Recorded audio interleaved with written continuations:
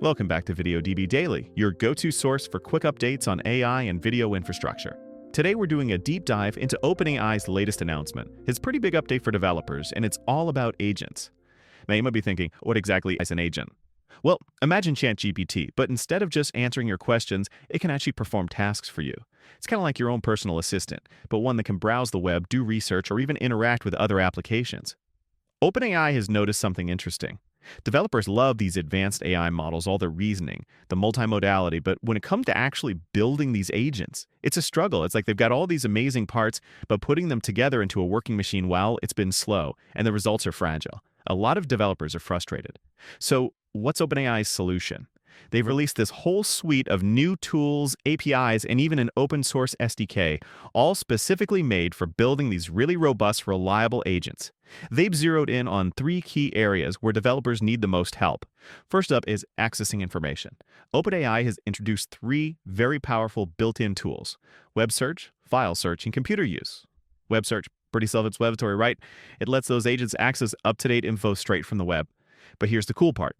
It's actually powered by the same model that's behind ChatGPT's own search function. And get this, it has a 90% accuracy rate on the simple QA benchmark. Think about it. You're asking your agent to research something complex, and you can be confident that it's getting accurate, current info directly from the source.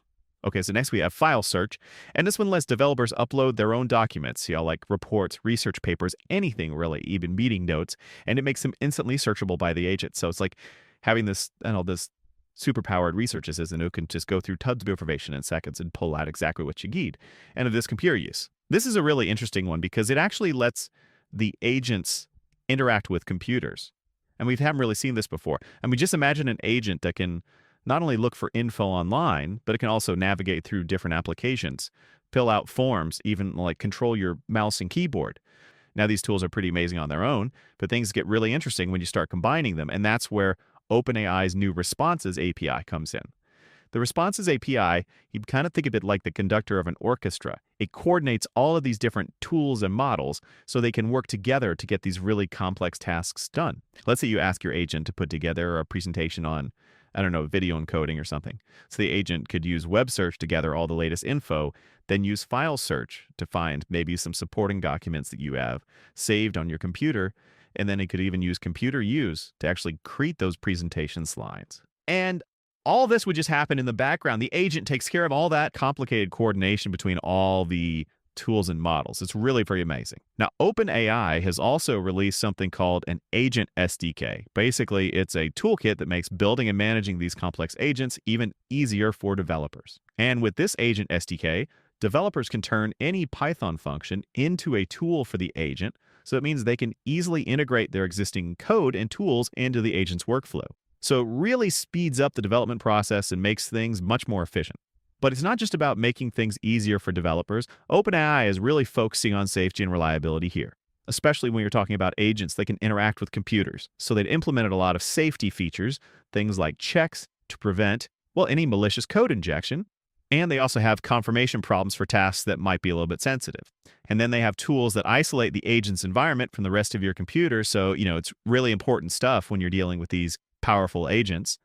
Now, all of these tools are still pretty new, but we're already seeing some really cool examples of how they're being used out in the real world. You've got companies like Hevia. They're using web search to power their research platforms. And that gives their clients access to all that real-time market intelligence, but with this really incredible accuracy. And travel companies like Nevin, they're using file search to give their AI-powered travel agents instant access to all kinds of things, like company travel policies and other relevant documents. And that just leads to better customer support, and it makes booking a lot smoother for everyone.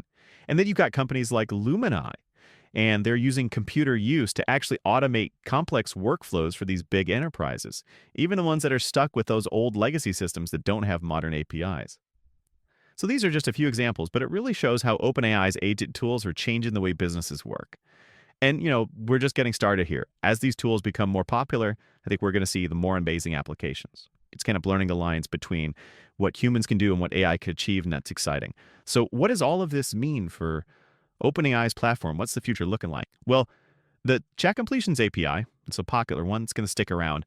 but it's pretty clear that responses is the API they want people to use for building these complex agentic applications.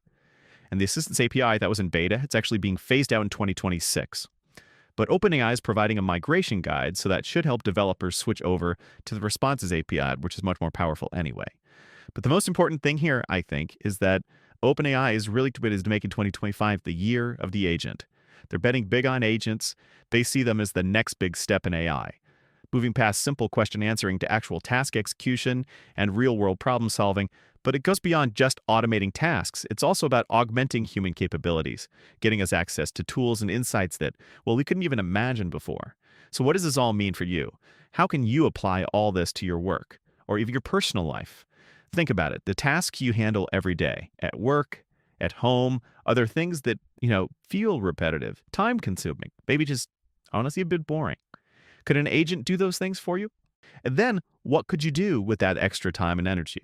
More strategic stuff, creative stuff. Imagine an agent managing your calendar, filtering your emails, you booking your travel, or doing research for a big project you're working on.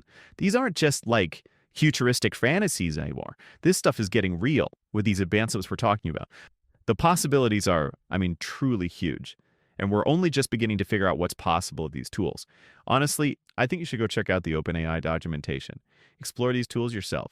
See what you think. What sparks your imagination? What kind of agent could you build? Could it solve a problem you've been struggling with? Streamline a process that's just been a pain? Or, hey, maybe just make your life a little easier. Something to think about, right? That's it for our Geek Dive today into the world of OpenAI agents. If you want more quick updates on AI and video infrastructure, don't forget to subscribe to VideoDB Daily.